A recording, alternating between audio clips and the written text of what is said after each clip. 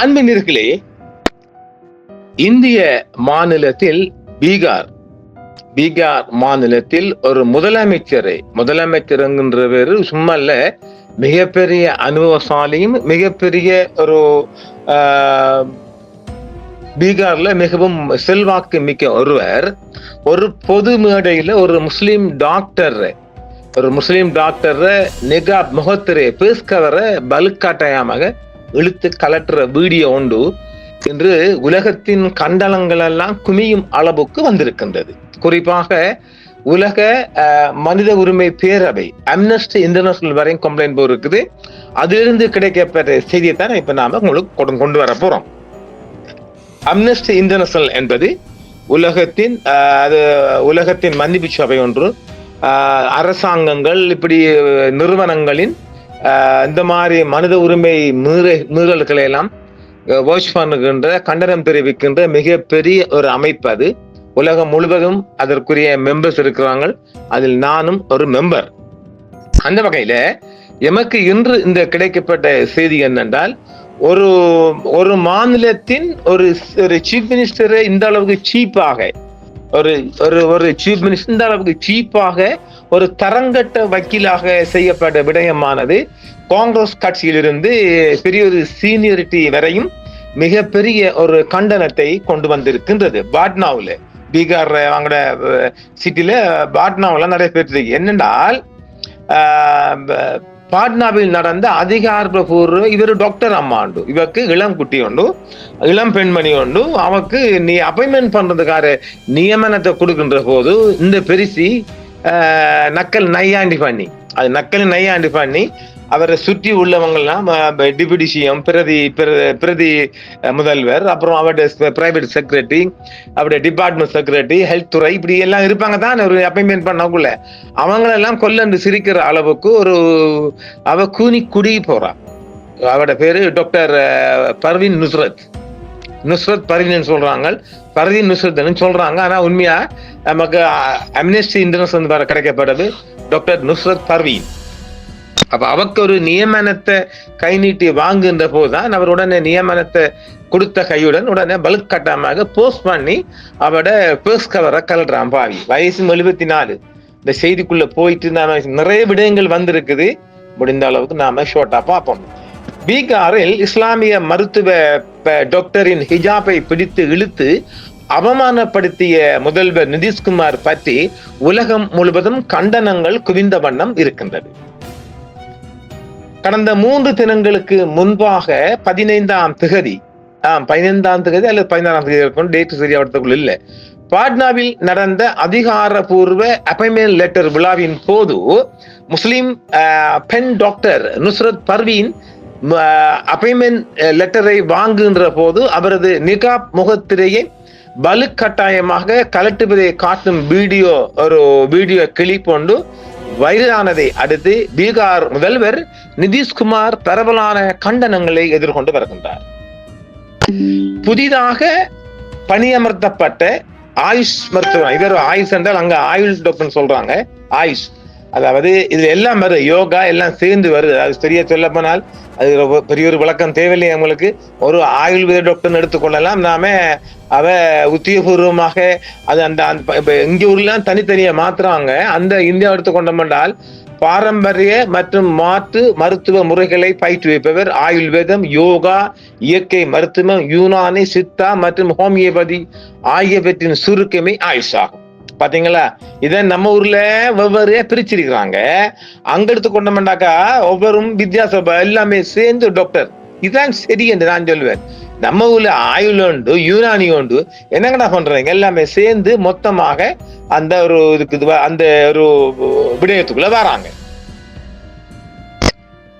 மருத்துவரின் ஹிஜாபை நிதிஷ்குமார் கலட்டியதை ரிமூவ் பண்ணுவதை அடுத்து எதிர்கட்சிகள் மனநிலையை கேள்வி எழுப்பினார்.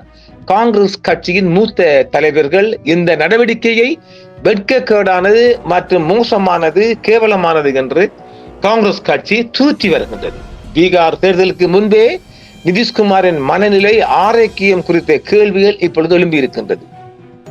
பீகார் முதல்வராக 10வது முறையாக கடந்த மாதம் இந்த நவம்பர்லாம் பதவி இருக்கிறார். 10வது முறையாக பதவியேற்ற ஒரு மாதத்திற்கு பிறகு தனது மன ஆரோக்கியம், அவருடைய மனம் எந்த போக்கில் உள்ளது குறித்து கூடுதல் கேள்விகளுக்கு தன்னை திறந்து வைத்துக் கொண்டு பாட்னாவில் நடந்த ஒரு அரசு நிகழ்வின் போது நிதிஷ்குமார் ஒரு பெண்ணின் முகத்திரியை இருந்து ஹிஜாபை கலற்றுகின்றார். தற்போது பரவலாக பகிரப்பட்டு வரும் ஒரு வீடியோவில் திங்கட்கிழமை நடந்த நிகழ்வின் போது 74 வயதான நிதிஷ்குமார் ஆயுர்வேதம், யோகா அண்ட் இயற்கை மருத்துவம், யூனானி, சித்தா மற்றும் ஹோமியோபதி மருத்துவத்துக்கு சான்றிதழை வழங்குவதையும் அவரது ஹிஜாபை அகற்றுமாறு சைகை செய்வதையும் காட்டுகிறது.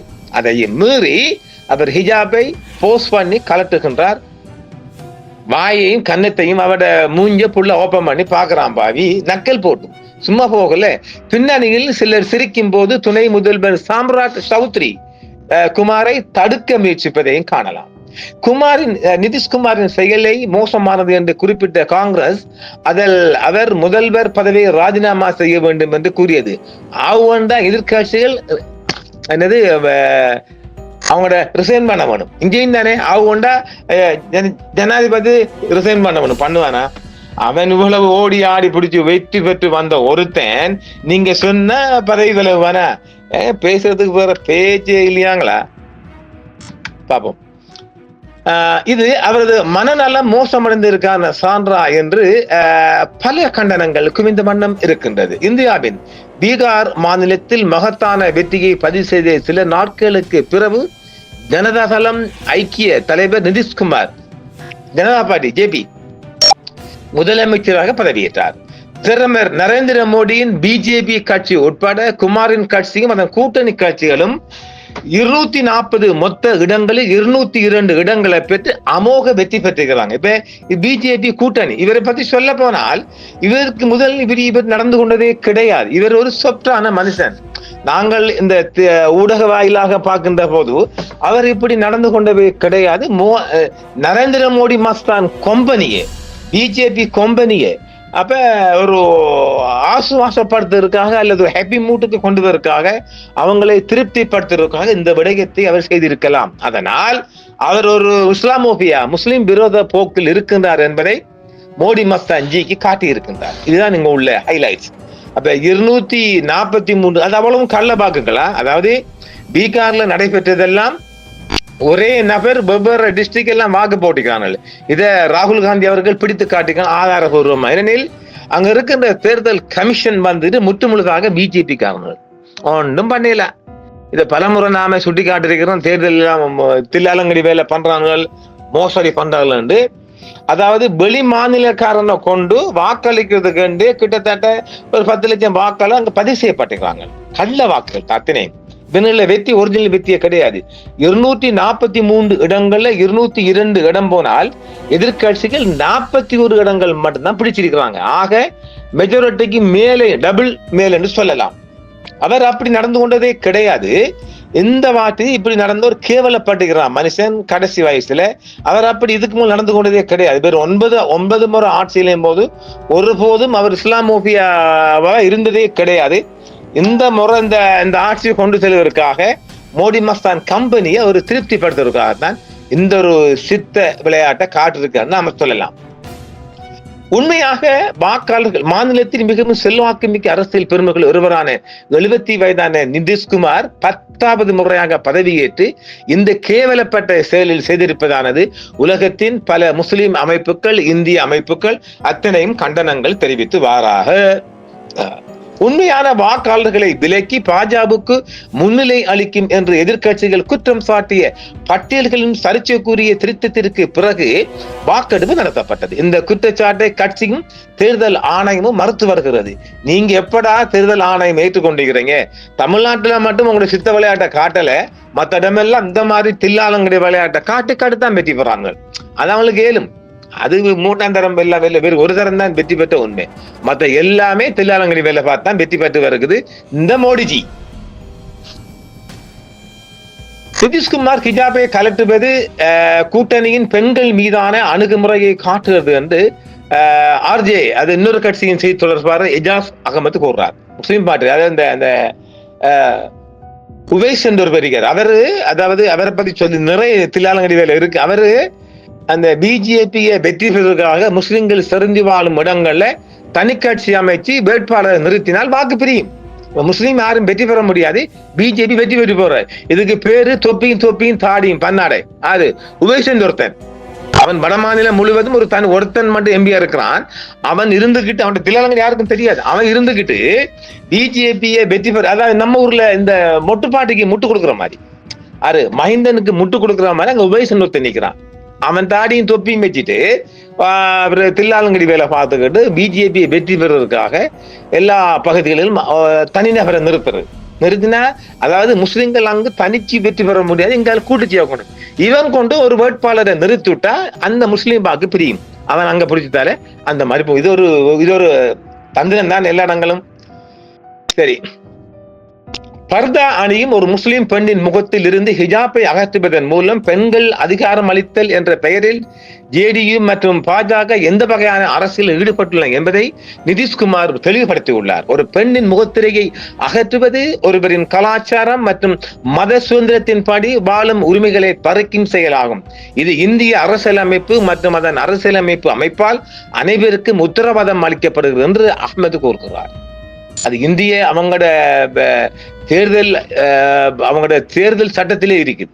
இதெல்லாம் இப்படி பண்ணக்கூடாது. ஆனா இந்தியாவில இந்த மத விரோத போக்கு மிகவும் மோசமான சட்டம். நிதிஷ்குமாரின் செயலை காங்கிரஸ் வெட்கமற்றது மற்றும் மோசமானது என்று அழைத்தது பீகாரின் முக்கிய மந்திரி நிதிஷ்குமார் மிகவும் மோசமாக நடந்து கொண்டிருக்கின்றார். அவரது வெட்கமற்ற தன்மையை பாருங்கள். ஒரு பெண் மருத்துவர் தனது நியமன கடிதத்தை பெற வந்தார். நிதிஷ்குமார் தனது ஹிஜாப்பை கலட்டினார். பீகாரில் மிக உயர்ந்த பதவியில் இருக்கும் ஒரு நபர் வெளிப்படையாக இது போன்ற ஒரு மோசமான செயலில் ஈடுபடுகிறார். யோசித்து பாருங்கள், மாநிலத்தில் பெண்கள் எவ்வளவு பாதுகாப்பாக இருப்பார்கள் என்று. இந்த அருவருப்பான நடத்தைக்காக நிதிஷ்குமார் உடனடியாக ராஜினாமா செய்ய வேண்டும் என்றும், இந்த அருவருப்பானது மன்னிக்க முடியாது என்றும் காங்கிரஸ் கட்சியும் அகமது கட்சியும் சொல்றாங்க. இந்த உபேச கட்சி தான். நவம்பரில் பீகார் தேர்தலுக்கு சில வாரங்களுக்கு முன்பே ஜேடியு மற்றும் பாஜக வெற்றி பெற்ற நிலையில் குமார் ஒரு பொதுக்கூட்டத்தில் ஒரு பெண்ணுக்கு, அதாவது இது ஒரு விழா தான், அந்த விழாவில்தான் இந்த நிகழ்ச்சி நடக்குது. இதேவேளை மிகவும் மனவேதனையும் மன உளைச்சலுக்கும் உட்பட்ட டாக்டர் நுஸ்ரத் இந்த பதவிக்கு அவர் எடுத்துக்கொள்ள போகவில்லை என்றும் ஒரு தகவல் வந்திருக்கின்றது. ஆயுஷ் மருத்துவர் நுஸ்ரத் பர்வீன் அரசு பணியில் சேர வேண்டாம் என்று முடிவு செய்துள்ளாராம். அதற்கான நியமன கடிதத்தை அவர் சமீபத்தில் பெற்றிருந்தாலும் பாட்னாவில் நடந்த ஜம்பாத் நிகழ்வில் கலந்து கொண்ட ஹிஜாப் அணிந்த பெண்களில் அவரும் ஒருவர். அங்கு பீகார் முதல்வர் நிதிஷ்குமார் தனது ஹிஜாப்பை இழுத்துக் கொண்டிருந்தார். தான் அவமானப்படுத்த என்ற வகையிலும் அவள் அந்த பணியில் சேரல் என்று முடிவெடுத்துக்கிறான். அவள் பணியில் சேர வேண்டாம் என்று உறுதியாக இருக்கிறாள். எப்படி பாருங்களேன், அந்த மாதிரி ஒரு முடிவுக்கு வந்திருக்கிறார். அவமானப்படுத்தப்பட்ட தொழில் இருக்கு. இருப்பினும் நான் உட்பட அனைத்து குடும்ப உறுப்பினர்களும் அவளை வேறு விதமாக நம்ப வைக்க முயற்சிக்கிறோம் என்றும், அது மற்றவரின் தவறு என்று நாங்கள் அவளிடம் சொல்கிறோம். அதனால் அவள் ஏன் மோசமாக உணர வேண்டும் அல்லது அதனால் துன்பப்பட வேண்டும் என்று மருத்துவரின் சகோதரர் ஒருவர் ஒரு செய்தியை சொல்லி இருக்கின்றார். கொல்கத்தாவை சேர்ந்த சகோதரர் அரசு சட்ட பல்கலைக்கழகத்தில் பேராசிரியராக இருக்கின்றார். நுஸ்ரத் ஒரு பிரதர் உண்டு, சட்ட கல்லூரி, அந்த லா காலேஜ் வந்து பேராசிரியர் இருக்கிறான். இளம் மருத்துவரின் கணவர் ஒரு கல்லூரியில் மருத்துவ உளவியலாக இருக்கிறாராம். இவட நுஸ்ரத் ஒரு கணவன் வந்துட்டு மருத்துவ உதவியாளராம். பெரிய படிப்பான பாட்டினான். நிதிஷ்குமாரின் ஹிஜாப் வீடியோவை பகிர்ந்து கொண்டு அவரது நடத்தையை கேள்விக்குறியாக்குவதன் மூலம் ஆர்ஜே கடும் கோபத்தை தூண்டியுள்ளது. ராஷ்டிரிய ஜனதா தளத்தின் அதிகாரப்பூர்வ எக்ஸ் பக்கத்தில் நிதிஷ்குமார் பெண் மருத்துவரின் ஹிஜாப்பை இழுக்கும் வீடியோ கிளிப்பை பகிர்ந்து கொண்டதிலிருந்து அந்த வீடியோ வைரல் ஆகி வருகிறது. ஏராளமான நெட்டிசன்கள், குறிப்பாக பெண் பயனர்கள் பீகார் முதலமைச்சரை பொருத்தமற்ற செயல் என்று வாங்கு என்று கடுமையாக விமர்சித்து வருகின்றார்கள். இது ஒரு கேவலமான செயலானாலும் அதையெல்லாம் அவர்கள் கண்டுகொள்ள மாட்டாங்க. அதெல்லாம் ஒரு பெரிய விடயமா பார்க்க மாட்டாங்களே. ஒரு மைனாரிட்டி பார்ட்டி தானே. இந்த பீகார்ல எல்லாம் எவ்வளவு எந்த அளவுக்கு மோசமாக முஸ்லிம்கள் நடத்தப்படுகின்றார் என்பதற்கெல்லாம் இதுவும் ஒரு மிகப்பெரிய ஓபன் சான்று. இதற்கு எதிராக அம்னஸ்டி இன்டர்நேஷனல் மிகப்பெரிய ஆர்ப்பாட்டம் செய்திருக்கின்றது. அம்னஸ்டி இதை கையில் எடுத்திருக்கின்றது. அவன் ஒரு இன்னும் பீகார் பெருசு இன்னும் ஒரு மன்னிப்பு கூட கேட்கவில்லை. ஆனாலும் இதற்கு பிறகு அதை அவிடத்தையே மானம் போனதுதான். இனி என்ன விலை கொடுத்தும் வரப்போற விடையும் இல்லையே. ஆனாலும் இதையே நாமளும் கண்டிக்கலாம். இது முஸ்லிம் என்று நீங்க பார்க்காம இது ஒரு அவரவர் இனத்தின் அடையாளம். மத விடயத்தில் நம்ம அதை புகுந்து பேச விடாலும் பெண்களுக்கு இங்க இலங்கையில பெருசா இல்ல, இந்தியாவை பொறுத்த வரைக்கும் இந்த ஹிஜாப் இந்த மாதிரி ஆடை அணிகலங்கள் அவர்களுக்கு ஒரு பாதுகாப்பாக பார்க்கப்படுகிறது. ஹிஜாப், பர்தா, அபாயா போன்ற நான் தமிழ்நாட்டில் நிறைய பேர்களை எல்லாம் ஆட்டோ ஓடுகின்ற போதெல்லாம் பேட்டி காணுவேன். மாற்று மதத்திற்கெல்லாம் இந்த மாதிரி ஆடை அணிந்து போகின்ற ஒரு விபச்சாரி என்றாலும் கூட இந்தியாவில் ஒரு மிகப்பெரிய மரியாதை இருக்கின்றது இந்த ஆடை அணிகலங்களுக்கு. அதனால் அது ஒரு மாற்று மதத்தவர் அணிந்து சென்றாலும் நான் நிறைய பேட்டி காணுவேன். நான் எல்லாம் வாய் வச்சு சும்மா போறலையே ஆட்டக்காரங்கெல்லாம் பேட்டி காணுகின்ற போது இந்தியாவுக்குள்ள சொல்லுவாங்க, அதற்கு ஒரு தனி மரியாதை இருக்கு சார் சாமி, அது ஒரு நல்ல உடுப்புன்னு சொல்லுவாங்க. ஆக இந்தியாவில் மிகவும் ஒரு மரியாதைக்குரிய ஆடை கலனாக அது பார்க்கப்படுகின்றது பெண்களுக்கு. ஆண்களை சொல்ல வரலங்க, அது கள்ளத்தாடியும் தொப்பியும் இருக்கலாம், அது எனக்கு தெரியாது. இந்த ஆட்டோ ஓட்டுநர்கள் சாதாரண அந்நிய மக்களிடத்தில் அந்நிய மதத்தவர்கள் எல்லாம் நான் பேசுகின்ற போது தமிழ்நாட்டுக்கு நிறைய நான் பேட்டி காணுவேன். அவர்களின் வாயிலிருந்து வருகின்ற வார்த்தை, இந்த ஆடைகள் முஸ்லிம் பெண்கள் அணிகின்ற ஆடைகள் ஒரு மரியாதைக்கும் மதிப்புக்கும் உரிய ஆடை சார். அதற்காக நாங்க எதுவுமே அவங்களெல்லாம் பாதுகாப்பாக நாங்க அவங்களை வீட்டுல கொண்டு ஒப்படைப்போம் விடுவோம் என்றெல்லாம் அவர்கள் சொல்வார்கள். அந்த அளவுக்கு இந்தியாவை இலங்கை எனக்கு தெரியல, இந்தியாவை பொறுத்த வரைக்கும் இந்த ஆடைகள் முஸ்லிம்கள் அணிகின்ற இந்த ஆடைகள் மிகவும் மதிப்பும் மரியாதையும் மிக்க ஆடை. அந்த ஆடையை இந்த 74 வயசு பெருசு 10வது தடவையாக இதுக்கு பிறகும் அது வெல்லலாம்.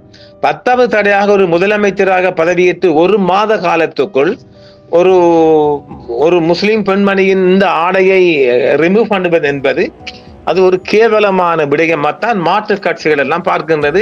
ஆனா இந்த மானங்கட்ட பிஜேபிக்கு எல்லாம் அது ஒரு பெரிய விடயமே கிடையாது. நாங்களே மாற்றுறதுன்னு சொன்னா அடிச்சு கொள்றோம், இதெல்லாம் ஒரு பெரிய விடயமாங்க. எனவே இந்த விடயம் பற்றி அம்னஸ்டி இன்டர்நேஷனல் ஒரு ஆர்ப்பாட்டம் எடுத்து கண்டனம் தெரிவித்திருக்குது. அவங்ககிட்ட ரிட்டர்ன் ஆன்சர் ஒன்று கேட்டிருக்கிறாங்க, பார்க்கலாம். இன்னும் பல விடயங்கள் பீகாரில் இஸ்லாமோபியாவாக எதிரொலிக்க மிக அதிக வாய்ப்பு இருக்கின்றது.